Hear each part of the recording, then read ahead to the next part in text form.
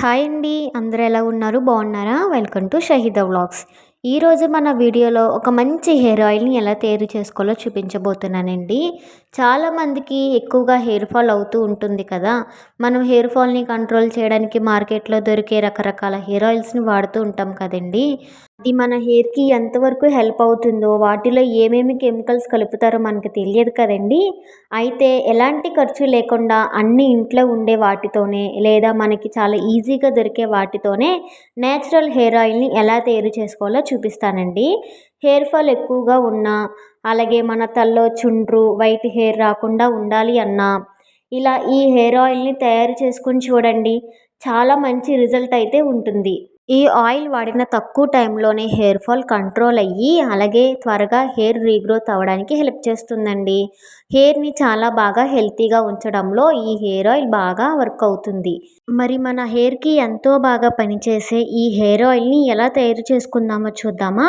అంతకంటే ముందు మన ఛానల్‌లో ఎవరైనా కొత్త వాళ్ళుంటే ఛానల్‌ని సబ్స్క్రైబ్ చేసుకోండి.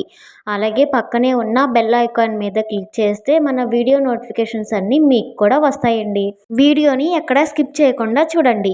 ఈ ఆయిల్‌లోకి మందార పువ్వులు తీసుకోవాలండి. మందార పువ్వులు మన హెయిర్‌కి వాడడం వల్ల హెయిర్ ఫాల్ కంట్రోల్ అవుతుంది. అలాగే మన జుట్టుకి మంచి కలర్‌నిస్తుంది. హెయిర్ అంతా కూడా సాఫ్ట్‌గా, షైనీగా, సిల్కీగా చేస్తుందండి.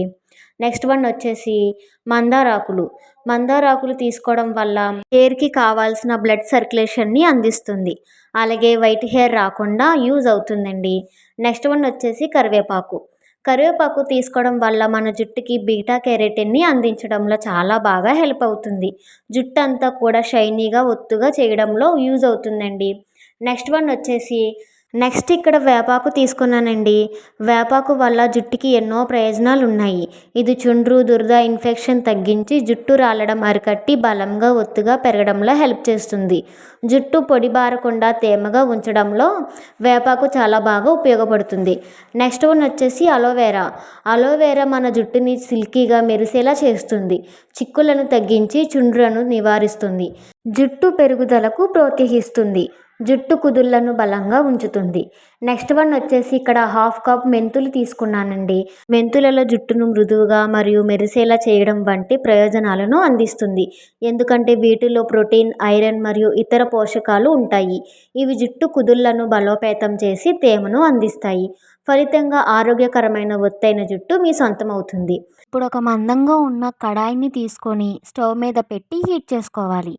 కడాయి కొంచెం హీట్ అయ్యాక ఒక 300 గ్రామ్స్ కొబ్బరి నూనెని వేసుకోవాలి. ఆయిల్ కొంచెం హీట్ అయ్యాక మందార పువ్వులు, అలాగే మందార ఆకులు, అలాగే కరివేపాకు, అలాగే వేపాకు వేసి ఒకసారి కలుపుకోవాలి. ఇవన్నీ కొంచెం వేగాక అలోవెరాను వేసుకోవాలి. కలబందను ఇలా చిన్న చిన్న ముక్కలుగా కోసి వేసుకోండి. అప్పుడే తొందరగా వేగుతుంది. అలోవెరా కొంచెం కలర్ చేంజ్ అయ్యాక మెంతులను వేసుకోవాలి. మెంతులను కొంచెం చివర్లో వేసుకోవడం బెటర్. లేకుంటే మెంతులు ఫాస్ట్‌గా వేగిపోయి మాడిపోతాయి. తర్వాత గుంటగలగరాకుని వేసుకోవాలి.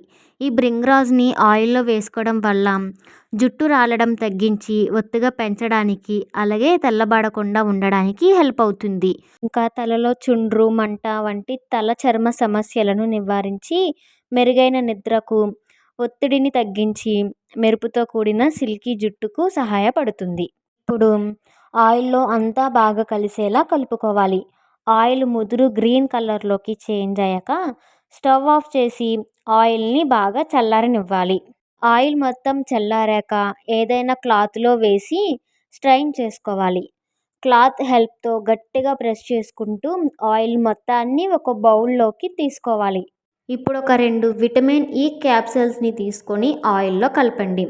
విటమిన్ ఇ క్యాప్సూల్స్‌ని తీసుకొని ఆయిల్‌లో కలపడం వల్ల జుట్టు కుదుళ్లకు పోషణ, మెరుపు, బలం మెరుగుపడతాయి.